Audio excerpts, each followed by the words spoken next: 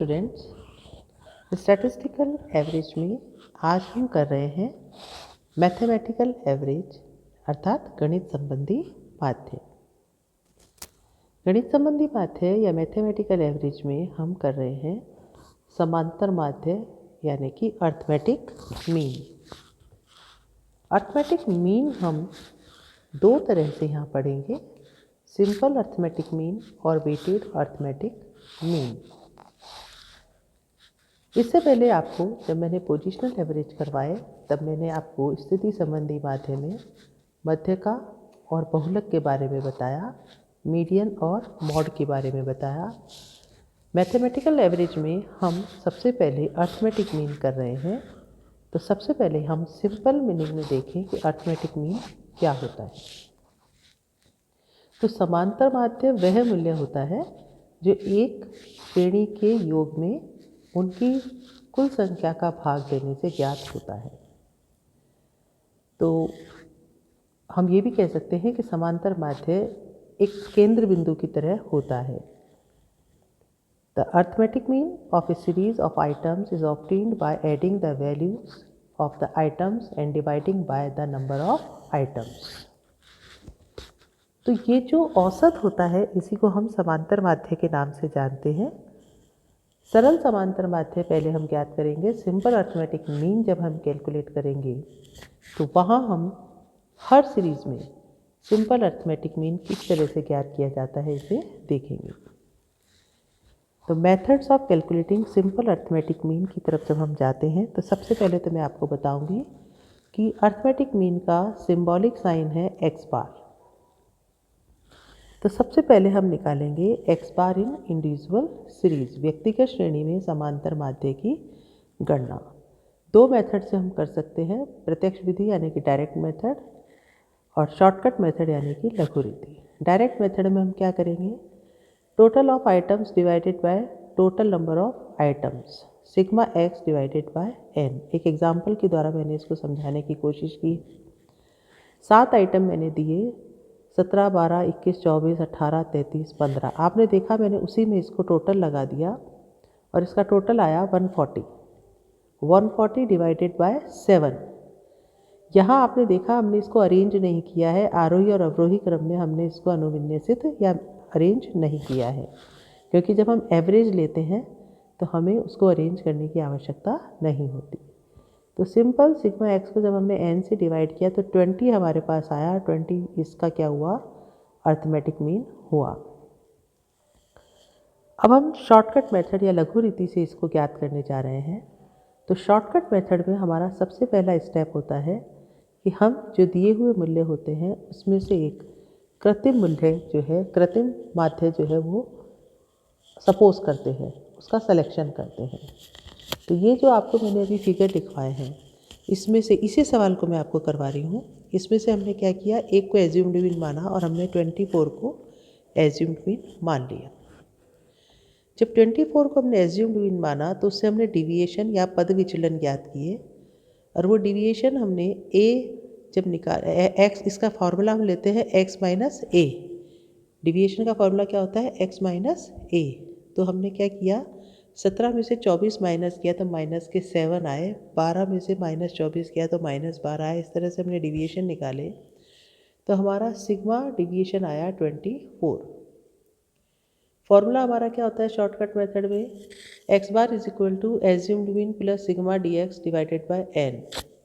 सारी वैल्यूज़ को जब हमने पुटअप किया तो हमारे पास आया 20।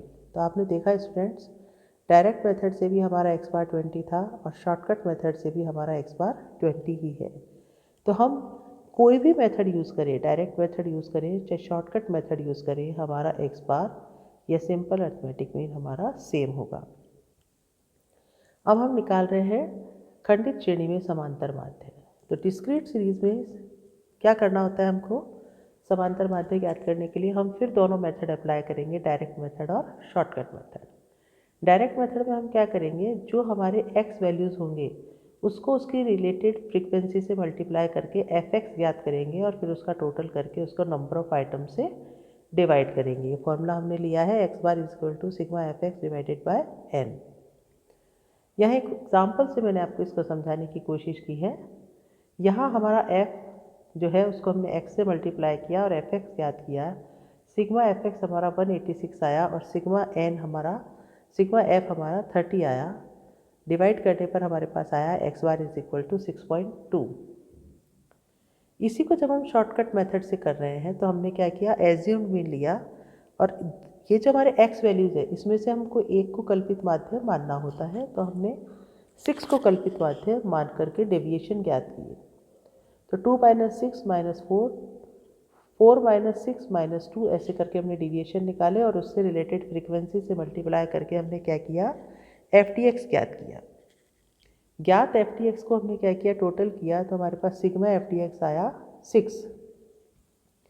फॉर्मूला है हमारा A + sigma FTX divided by n। फॉर्मूले में वैल्यू पुटअप करके जब हमने ज्ञात किया तो x बार हमारा आया 6.2। तो आपने देखा गर्ल्स, हमने डिस्क्रीट सीरीज में भी डायरेक्ट मेथड से या शॉर्टकट मेथड से हमने किसी से भी इसे सॉल्व किया, हमारा x बार क्या आया 6.2, यानी कि सेम x बार हमारे पास आया। अब हम x बार निकाल रहे हैं कंटिन्यूस सीरीज में। जब हम कंटिन्यूस सीरीज में समांतर माध्य निकाल रहे हैं तो यहाँ भी हम पहले डायरेक्ट मेथड यूज़ करेंगे, फिर शॉर्टकट और फिर और मेथड हम इसके जो है वो यूज़ करेंगे। देखो, डायरेक्ट मेथड जब हम यूज़ कर रहे हैं कंटिन्यूस सीरीज में तो सबसे पहले हमें चाहिए ग्रुप का मिड वैल्यू। तो मिड वैल्यू ज्ञात करने का फॉर्मूला क्या है, L1 + L2 डिवाइडेड बाय 2। तो हमारे पास मिड वैल्यू आएगी और जो मिड वैल्यू आएगी वो क्या बनेगी, x हो जाएगी। जब वो x हो जाएगी तो उसके बाद का जो भी प्रक्रिया होगी वो ठीक वैसी ही होगी जैसी कि खंडित श्रेणी में हमने पहले की है। एग्जाम्पल की सहायता से मैंने आपको समझाने की कोशिश की है। देखिए, ग्रुप है हमारा 0 to 10, 10 to 20, 20 to 30, 30 to 40 और 40 to 50। और फ्रीक्वेंसी है हमारे पास 6, 9, 15, 7 और 13। जैसे ही हमने इस ग्रुप की मिड वैल्यू ली, मिड वैल्यू हमारे पास आई 5, 15, 25, 35 और 45।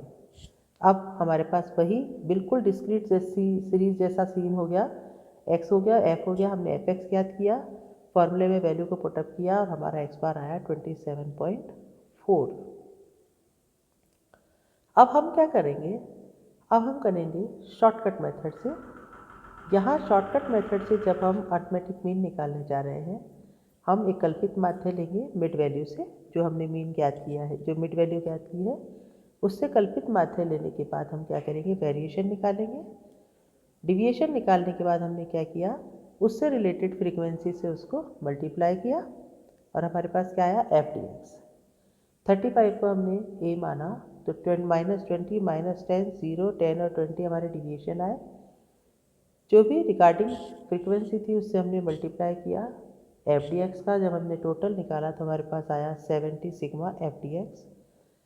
सिग्मा FTX को वैल्यू में पुटअप करके हमने जब x बार निकाला, वी गॉट 35.875। तो जब हम कंटिन्यूस सीरीज का मिड वैल्यू निकाल करके सवाल को सॉल्व करते हैं तो ठीक उसी तरीके की प्रक्रिया हम अपनाते हैं जैसे कि हमने डिस्क्रीट सीरीज अर्थात कंटिन्यूस सीरीज में अपनाई थी। अब हम थर्ड मेथड काम में ले रहे हैं जो इससे पहले हमने नहीं लिया। दिस इज पद विचलन रीति, स्टेप डेविएशन मेथड। देखो, सबसे इम्पॉर्टेंट चीज़ जो मैं आपको बताने जा रही हूँ, स्टेप डेविएशन मेथड हम तभी काम में ले सकते हैं जबकि दी गई जो मिड वैल्यूज़ है वो किसी एक कॉमन फैक्टर से डिवाइड हो सकती हो। अगर वो एक कॉमन फैक्टर से डिवाइड नहीं हो सकती अर्थात उनके बीच का क्लास इंटरवल अलग अलग है, तो फिर हम पद विचलन रीति से x बार की गणना नहीं कर सकते। स्टेप हमारा सबसे पहले क्या रहेगा, सबसे पहले हम मिड वैल्यू ज्ञात करेंगे, फिर एज्यूम्ड मीन ज्ञात करेंगे। एज्यूम्ड मीन की सहायता से हम डेविएशन ज्ञात करेंगे और डेविएशन को हम ज्ञात करने के बाद उनकी फ्रीक्वेंसी से मल्टीप्लाई करके और फॉर्मूले में वैल्यू पुटअप करके हम x बार की गणना करेंगे। इसी एग्जाम्पल को जो मैंने अभी आपको शॉर्टकट मेथड में करवाया, इसको हमने स्टेप डेविएशन मेथड में किया। तो देखिए, यहाँ एक स्टेप हमारा बढ़ जाता है। स्टेप जो हमारा शॉर्टकट मेथड था उसमें हमने सिर्फ x - a करके dx निकाला है। स्टेप डेविएशन में हम क्या करते हैं, x - a को i से और डिवाइड करते हैं, कॉमन फैक्टर से डिवाइड करके क्या निकालते हैं, FTX निकालते हैं, तो dx निकालते हैं। तो यहाँ एक कॉमन फैक्टर से डिवाइड हो गए। तो ये कॉमन फैक्टर से डिवाइड होने के बाद जब हमने इनको इनकी रिगार्डिंग फ्रिक्वेंसी से मल्टीप्लाई किया तो हमने फिर फॉर्मूले में वैल्यू पुटअप करके एक्स बार ज्ञात किया A plus sigma F D X upon N multiply by I. Shortcut method में आई नहीं था, देखिए आप, A plus sigma F D X upon N था, क्योंकि यहाँ हमने इसको एक कॉमन फैक्टर से डिवाइड नहीं किया। यहाँ हमने इसको एक कॉमन नंबर से डिवाइड किया है, इसलिए फॉर्मूले के साथ मल्टीप्लाई बाय आई किया है। तो जिससे यहाँ डिवाइड किया उससे यहाँ मल्टीप्लाई कर दिया, तो वी गॉट एक्स बार 35.875। देखिए आप, शॉर्टकट मेथड में भी हमारा 35.875 है और स्टेप डिविएशन मेथड में भी ये 35.875 ही है। या वर्किंग नोट देके मैंने आपको समझाने की कोशिश की है कि स्टेप डिविएशन मेथड या पद विचलन रीति में किस तरीके से हम डेविएशन ज्ञात करते हैं। अब आती है फोर्थ मेथड, जिसको कि हम योग रीति, समेशन मेथड या आकलन रीति के नाम से जानते हैं। ये क्या होता है, देखिए, देखो इसको भी हम जब काम में लेने जा रहे हैं तो हमें ध्यान देना है कि हमें क्या करना है, कौन सी प्रक्रिया अपनानी है। सबसे पहले तो ये कि अगर हमारा क्लास इंटरवल इक्वल होगा तो ही सबमिशन मेथड हम यूज़ कर सकते हैं, उससे हम अप्लाई कर सकते हैं। क्या करेंगे, देखो सबसे पहले हम जो गिवन क्वेश्चन होगा उसकी मिड वैल्यू निकालेंगे। मिड वैल्यू निकालने के बाद जो फ्रीक्वेंसी है उसका टोटल करेंगे, फ्रीक्वेंसी की क्यूमुलेटिव फ्रीक्वेंसी बना के उसका भी टोटल करेंगे। तो जो क्यूमुलेटिव फ्रीक्वेंसी का टोटल आया 233, इसको n से डिवाइड करके हम f निकालेंगे, जो हमारे पास आया 2.9125। अब हम फॉर्मूला अप्लाई करेंगे x बार के लिए, m माइनस आई ब्रैकेट ओपन f माइनस 1। यहाँ m किसको इंडिकेट कर रहा है, जो ग्रुप्स हमें दिए गए हैं उसका जो लास्ट ग्रुप है, जैसे 50 to 60, इसकी मिड वैल्यू 55, वो इस m को क्या कर रही है, इंडिकेट कर रही है। i 10, हर ग्रुप का क्लास इंटरवल कितना है, 10, हमने i कितना लिया, 10। फ्रीक्वेंसी, यहाँ फ्रीक्वेंसी से तात्पर्य है जो क्यूमुलेटिव फ्रीक्वेंसी का टोटल है उसको n से डिवाइड करने पर जो ज्ञात हुआ 2.9125, इसमें से 1 को माइनस किया, देन वी गॉट 35.875।